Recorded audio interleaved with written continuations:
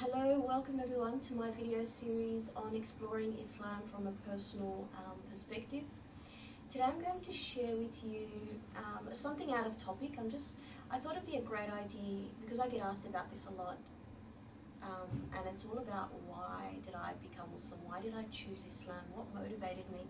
What inspired me? What led me to, wanting to give up my previous lifestyle?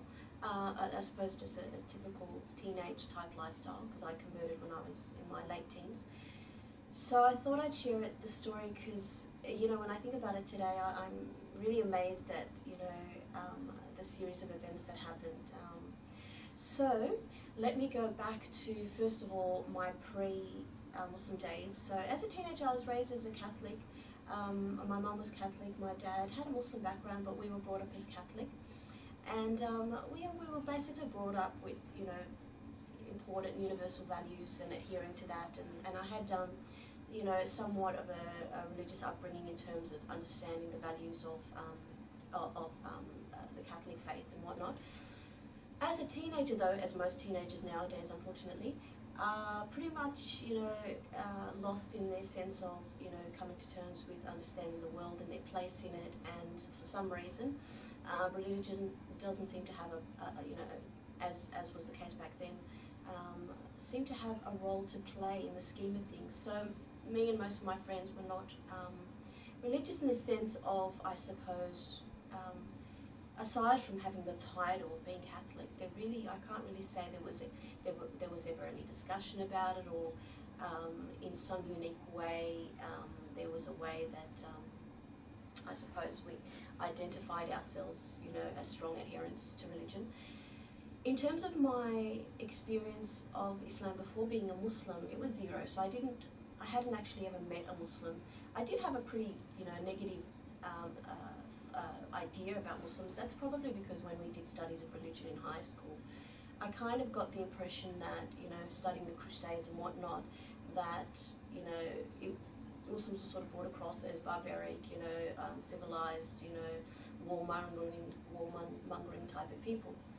So anyway, so what happened was, after my HSC, I travelled overseas with family to a Muslim country for the first time, to Saudi actually. Dad was doing some business there, and it was my first time ever of meeting Muslims. Obviously, because of Dad working there, it was more in a sort of business type context. But there was one or two instances where we got to know them on a personal level, socialising, and pretty much my impression was, Muslims are, from what I've met, they seem to be really nice people, very hospitable and generous and whatnot. But what actually was perhaps the trigger point on that journey was in the last week of our travels there, and we were in Jeddah most of the time. My dad's business colleague mentioned to him how about, because he knew my dad had an early Muslim childhood experience, he suggested, what if we go on a trip to Umrah, where you can experience the pilgrimage. So my dad wasn't particularly religious, but he liked the idea, he'd known about it. And me not being Muslim, my dad's friend, colleague, explained what I would need to do in terms of the rituals to be prepared to go there. And I think because I was the sort of person that, I would go by the vibe, so it sounded to me like, a fascinating experience. So I thought, why not? So I went along with the family members that I was with. And on the way, so on the journey there, because I think it was about a 2-hour journey to Mecca, the holy city, here I was, okay, so I was 17 at the time. So I, being a teenager, I had my headphones on, I was listening to some rap music on the way. And then somewhere in between, I heard the driver, he sounded like he was singing. So I was like, I took off my headphones, and he wasn't singing, but he was saying something that sounded very melodious. And it really, really, really struck my heart. It really affected, because I was someone who absolutely loved music, and I loved a variety of music, classical and modern and whatnot. So there was something about the sound qualities he was making that really resonated with my soul, with my heart. So I kept my headphones off and I continued listening to him in the car. So that was amazing. When we got there, I'll take you to just the key experience that really was amazing. When we arrived, he, explained to me that, about the prayer and whatnot. And I said to him, look, I don't know. I think he had thought that I knew some basics about Islam or whatnot. But I said to him, look, I don't know how to pray. So he smiled. He was a Sudanese man, a really beautiful man with 5 kids, beautiful family. He said to us, me and my stepmother, he said to us, just follow what I do from behind and just follow my actions, that's it. And just think about God in your heart. So having been an atheist for many years, I didn't know what that meant because I kind of felt I'd given up on religion. I was a very, someone into social causes, and I kind of felt that I didn't understand why the world was, the way it was in terms of the poverty and the wars and whatnot. So I reasoned that, the absence of a God because of all this happening. Anyway, so coming back to my story, he stood up, a few meters in front of me. We were probably only about 2-3 meters away from the Kaaba itself. So I followed his movements, and when I got to the part where he went down into complete prostration with the forehead on the ground, obviously having never been in that kind of, position where you totally are annihilated and your sense of self has gone out the door, and your sense of being has, is no, you're in that moment where you're like, you feel like, because growing up, the only time we ever saw people bowing was when there was like, someone of the highest, a royalty or, a master of some kind. And amazingly in that moment, something took over in terms of my awareness of the reality of God. Perhaps the fact that, having my forehead on the ground, the human ego, the human sense of self, of who you are, is quiet. And so what actually came out was a very, very emotional feeling. I had tears in my eyes, and lo and behold, I heard myself saying, there is a God. I felt, maybe being in that position of absolute, a servitude, again, lowering my head to the same level as my body. And that's what I actually experienced. And it was a very emotional experience. So that, that being said, I came back to Sydney and, enrolled in uni and sort of forgot about that, but obviously it was a very beautiful experience for me. And I enrolled in a handful of subjects at uni, and about 6 months into my degree, I had the opportunity to meet 2 Muslims my age for the first time and get to know them. And the first encounter of that was quite amazing because I found that the qualities that I saw in them were very, very unique.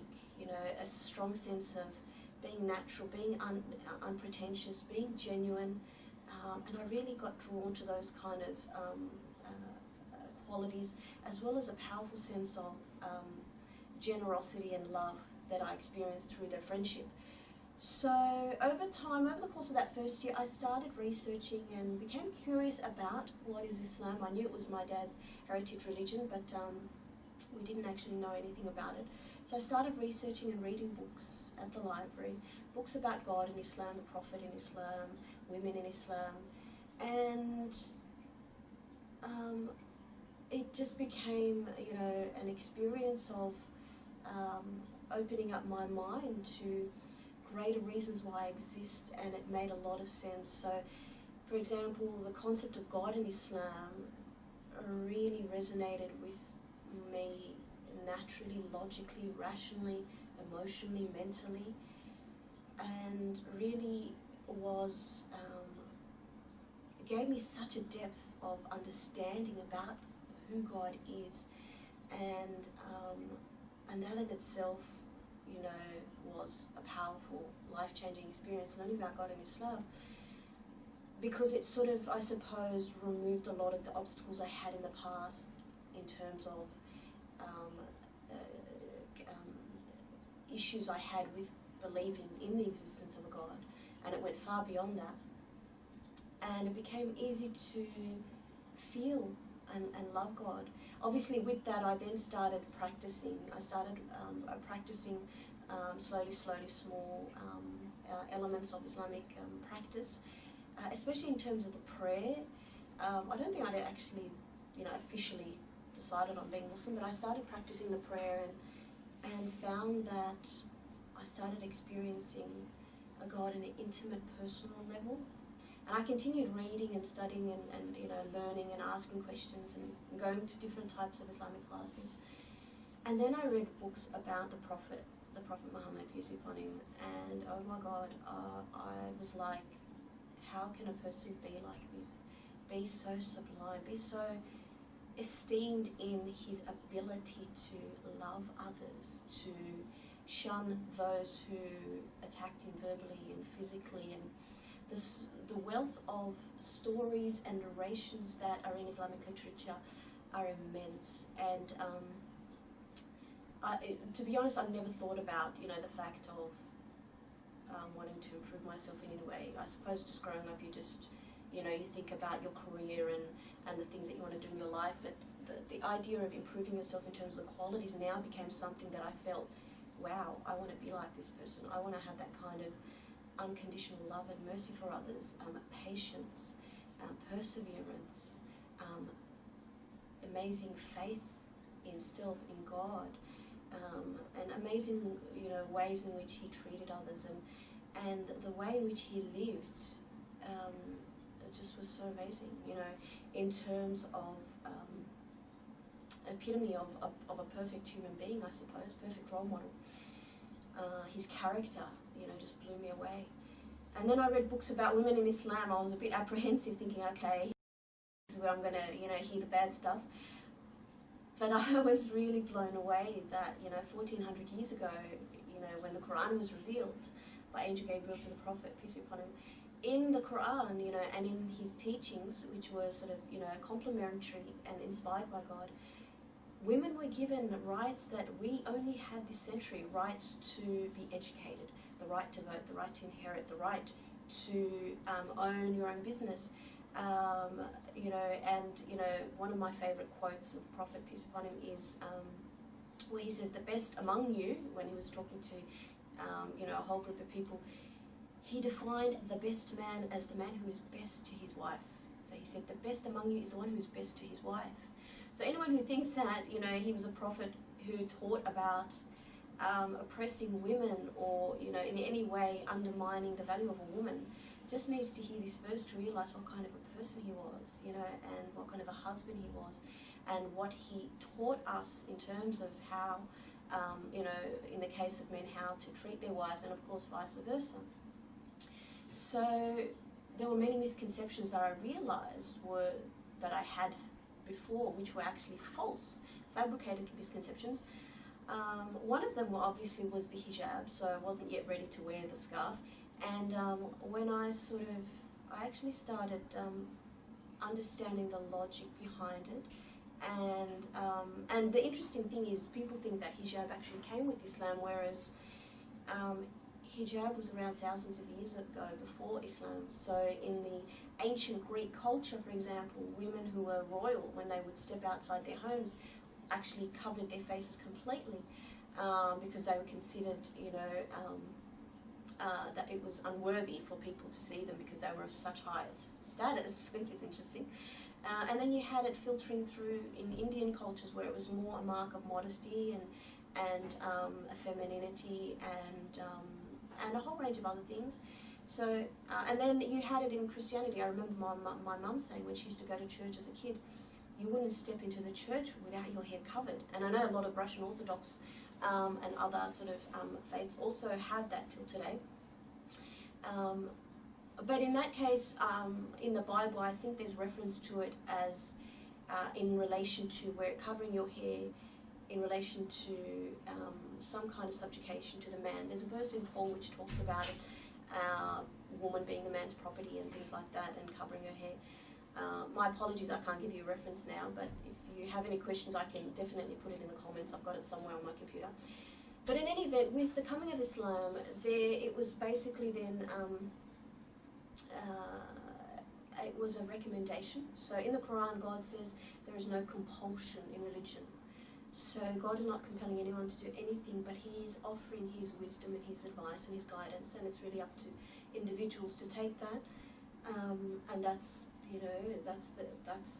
as clear as night and day. It's there. It's in the Quran. So obviously people take that and interpret it in their own way, and enforce that upon women, which is wrong, because the Quran already gives them the right to choose how they want to practice their Islam and how along their journey. So my experience of wearing it was quite interesting, quite liberating.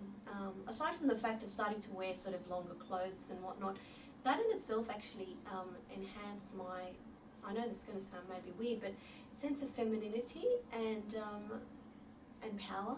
You know, obviously women in the last century have become a symbol of sexuality, and you see it everywhere in mainstream media and TV, and we've kind of lost the awareness of how I suppose it's affected, especially our young people.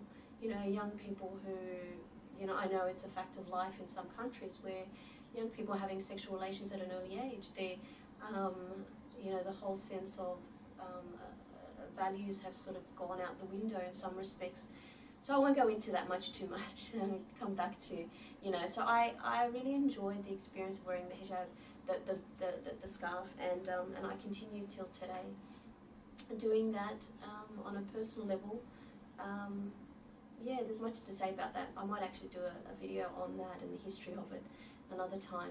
So I might finish off there. So if you have any questions about my, you know, choice in becoming Muslim, anything that motivated me, you know, please feel free to ask me in the comment section.